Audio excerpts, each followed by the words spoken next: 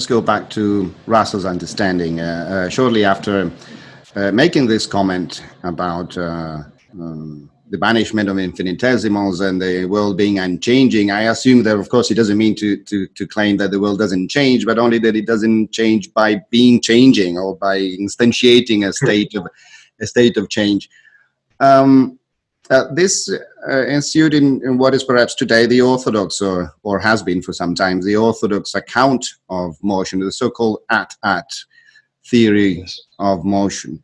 Can you tell us that also had an ancient history? Apparently, in the Middle Ages, William of Ockham had a similar idea, or there was a similar debate going on, and the idea being that the only thing there is to change is things having different states at different times. Hence the name. Can you expound a bit on this view of change and motion?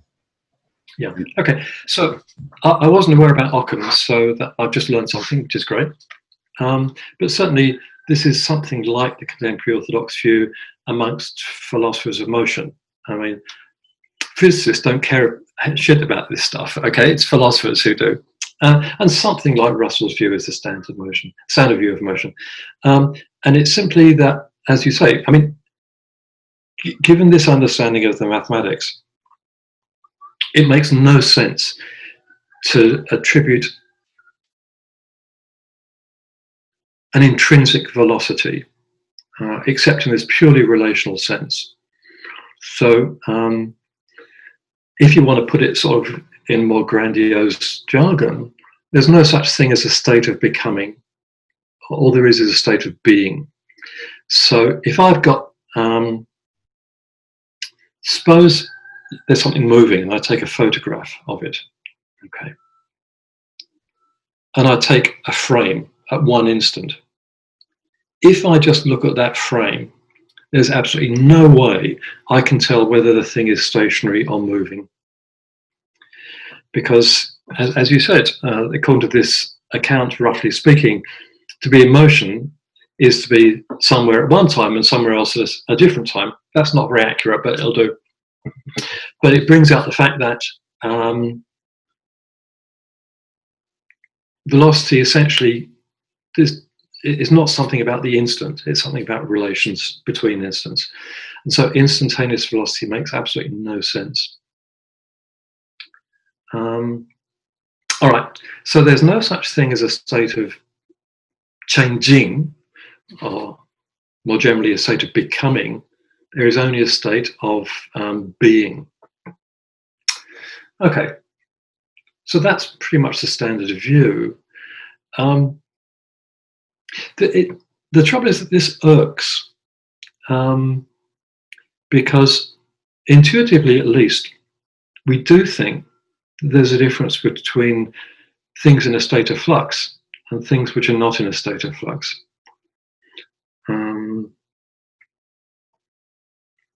So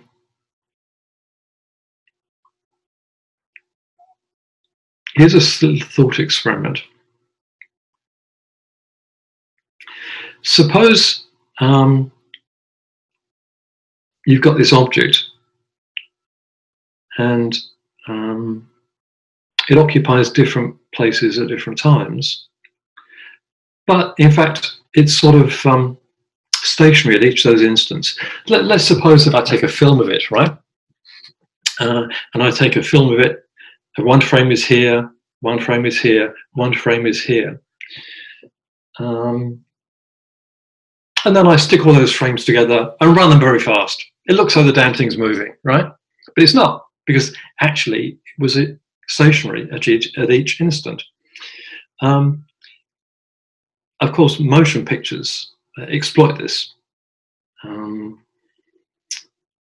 because if you run a lot of stills together, it looks as though something's moving, but it may not be moving. You know, in animation, the guy comes along or girl comes along and she moves a little puppet, and then you take another photo, and then you move the puppet again, you may take another photo. Damn thing's not moving, right? And the intuition that we have is that that's not really motion. motion can't be a lot of stationary states cobbled together, however bloody many, however bloody fast. Motion is something that's dynamic. There's a state of change, there's a state of flux. Now, of course, this argument is not going to appeal to someone who subscribes to the Russellian view. They're just going to say, well, you don't really get it. This intuition of yours that there's such a thing as a state of flux is just, a mistaken thing. The intuition that there's a state of flux just is wrong, because there's no such thing as instantaneous states. But nonetheless, we feel, that intuitively there is a state of flux. So there is, let's put it this way, if that intuition is wrong, there's a cost. And the cost is we're going to have to declare something that we intuitively feel a mistake. Now, sometimes it's right to do that, okay? But maybe it's better if you don't have to do that. If you don't have to do that, you're doing, you're saving the phenomena, as it said, a bit better. Which brings us to accounts of motion, which do save the phenomena a bit better. I don't know if you want to go into that. Well, yeah. Well, now that you mentioned the cinema, there's a funny anecdote. The French philosopher Henri Bergson criticized the Russellian account of motion and saying that it is trying to give us motion out of immobilities, and in fact he called it a cinematographic account of motion. And Russell in Mysticism and Logic claimed that the first time that he went to the movies, he went to see what Bergson could have had in mind, and to find out that the cinema, he says, is a better metaphysician than most of us, and he says, so when you see a policeman moving at the cinema, and you think that he is actually moving, but as a matter of fact, at each instant there is only one position, and that this corresponds to reality much better than whatever vague intuition he thought that Bergson had in mind. But before we go back to the Russellian view and your criticism of it, could you briefly tell us how this picture is supposed to solve the arrow, the dichotomy, and the Achilles? What is the ultimate trick that is being used to supposedly overcome these antinomies?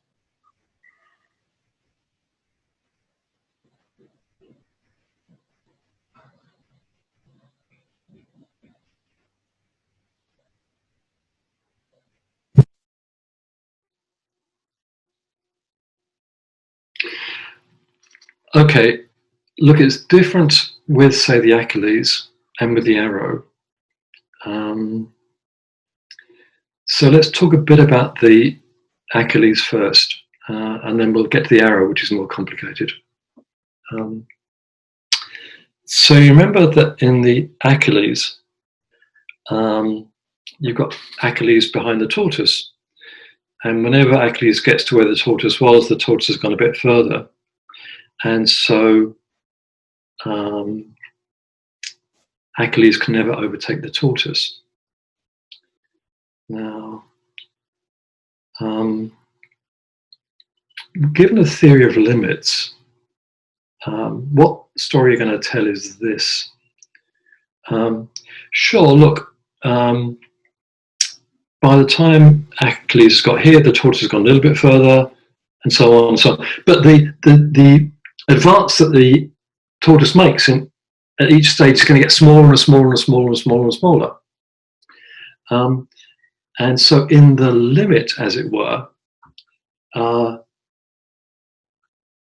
Achilles is going to catch up with the tortoise. So, for example, suppose the sequence is, it starts off half a unit ahead, then a quarter of a unit ahead, then an eighth of a unit ahead, and so on. So you've got this sequence, half plus a quarter plus an eighth plus blah, blah, blah, blah, blah. And if you add all those things together, you get a limit, which is one. Okay, so by the time that 1 unit of time has elapsed, Achilles has caught up with the tortoise. So this is an application of the theory of limits. It's not quite the one that's used in calculus, but it is the thought that it makes sense to add together an infinite number of things. And to do that, you need, to define an infinite sum, you need this theory of limits, because there's no way that you have to define the infinite sum as a limit of some progression. Okay, so use the theory of limits in this way. So what's the flaw that's actually diagnosed in the Achilles is this. Zeno is assuming that you can't do an infinite number of things in a finite time. You get here, it's gone further, here, further. Okay, this goes on infinitely long. And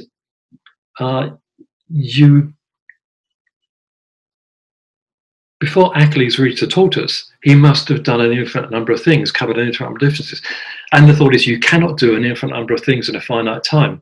Okay, that's wrong, because you can do an infinite number of things in a finite time, provided the duration of each one gets shorter and shorter and shorter and shorter in such a way that it has a limit.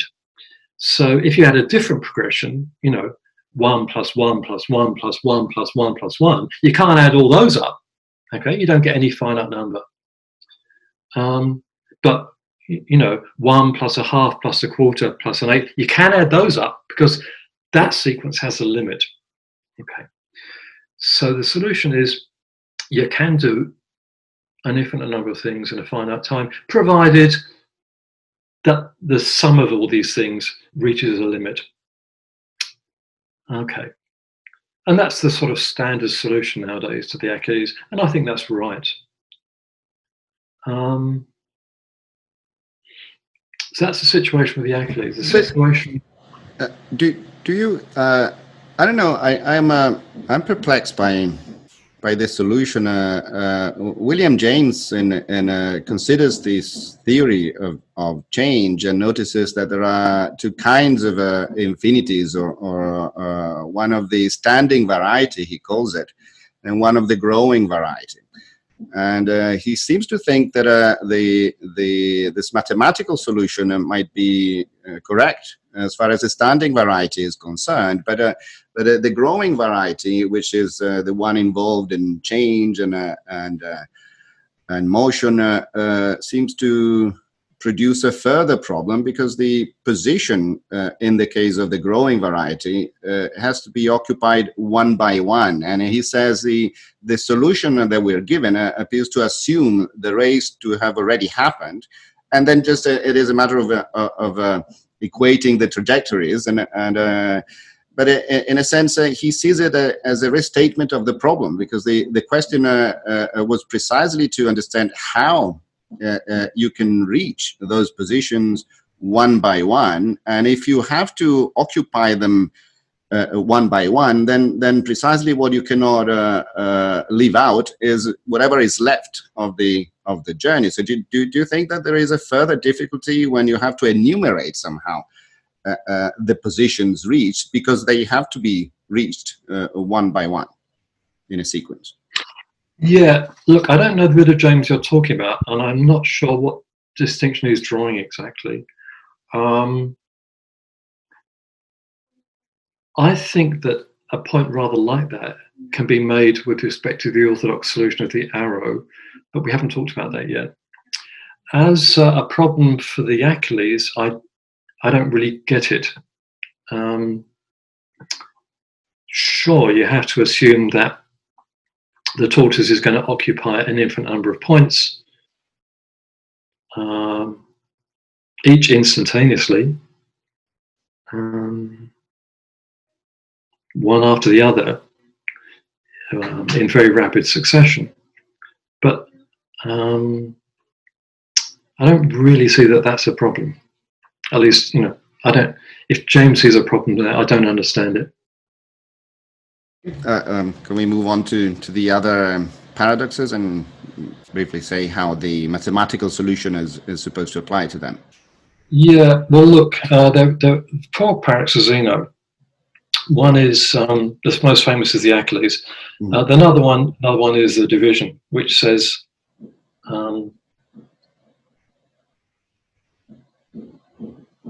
not only that Achilles can never overtake tortoise, he can't move, because to get to where the tortoise is, he's got to get halfway.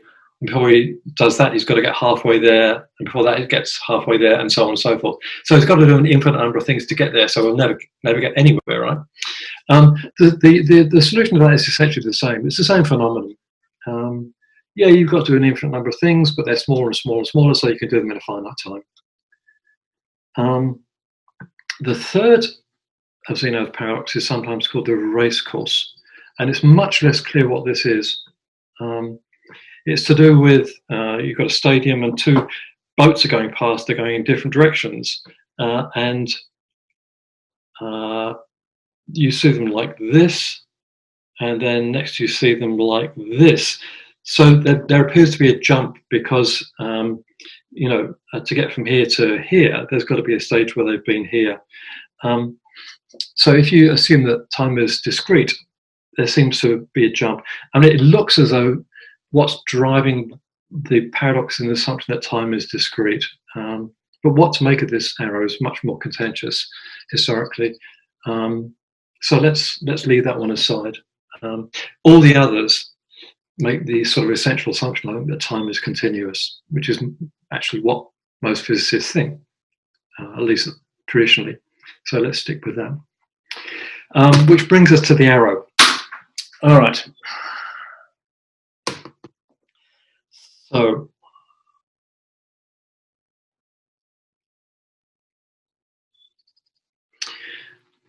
what does Russell say about the arrow? Okay.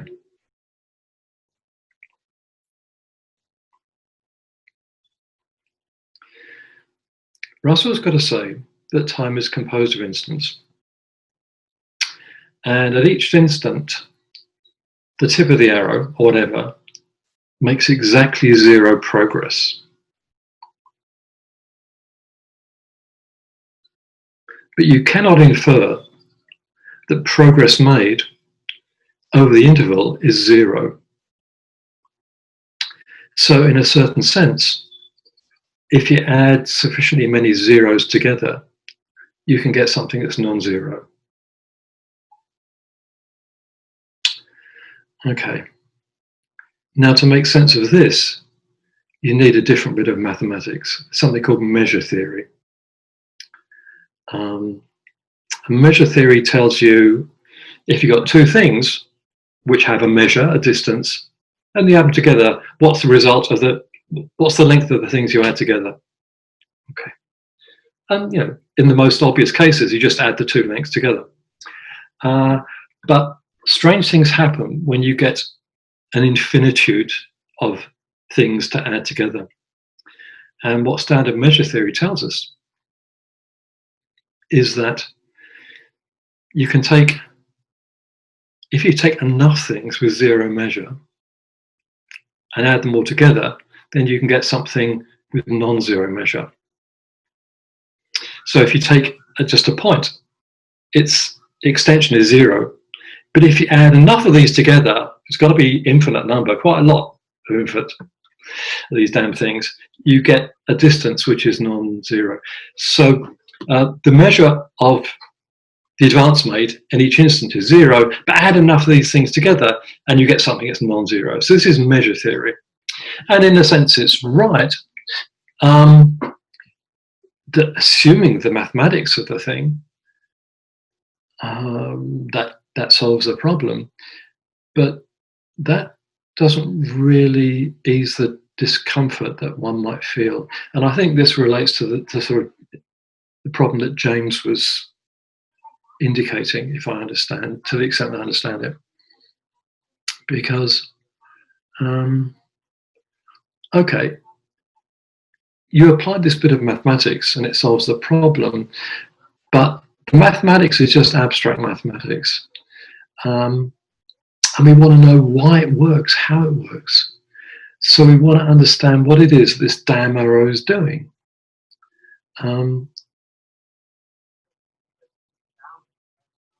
I mean, it makes zero advance in an instant. And 0 plus 0 plus 0, as many times as you like, even in modern mathematics, is going to be 0. Okay. Measure theory tells you that if you take a bunch of extensions with 0, a bunch of things with 0 extension, add them all together, you're going to get something with non-zero extension. But it remains the case that 0 itself, added to itself as many times as you like, even infinitely many times, is 0. So in the instance, progress made equals 0. And 0 plus 0 plus 0 as many times as you like is 0. So how can this damn arrow make any progress at all if progress made at each instant is 0? So it's not clear why this bit of mathematics really resolves the problem. I think that might have been James's problem. Mm-hmm. Adolf Grunbaum, in an attempt to defend the Russellian view, said that where the intuition goes wrong is when we assume that that we're talking about literally a sum of infinitely many elements, when the proper understanding as a limit again of an integral, well, the sum is not defined for infinitely many elements, and his ideas seem to be that it is this mistake that we make to extend the notion of a sum to all these, which lead us to the question of well, it seems to be then that that we shouldn't think of the full extension as made of contributions that are made at instants. It is true that each instant contributes not at all, and that all that matters is the distance that there is between the two limiting points, the two extremes of the segment in question. And do you think that that answer, the fact that the sum is not defined, and so we shouldn't think of integrals as infinite sums, help at all in easing the discomfort? Well, integration is a way of sort of summing things, and it works typically when you've got an infinite number of things to sum. That's one bit of mathematics, but it's not the only bit of mathematics, because in other parts of mathematics it makes sense to add numbers together, even an infinite number of numbers. So in the theory of cardinality, for example, in set theory, you can add an infinite number of numbers together, and you get a determinate answer. And in set theory, you can add 0 to itself as many times as you like, even transfinitely, and it's still going to get 0. So there are two different bits of mathematics in operation here. And the question is going to be, which bit of mathematics is the right bit? Do you assume measure theory? Or do you assume the facts of transfinite cardinality? The answer is not obvious. If you assume that the measure theory is correct, it certainly gives you a certain solution to the arrow. But that doesn't mean that there aren't solutions which use different bits of mathematics. And then you've got to ask which bit of mathematics is right.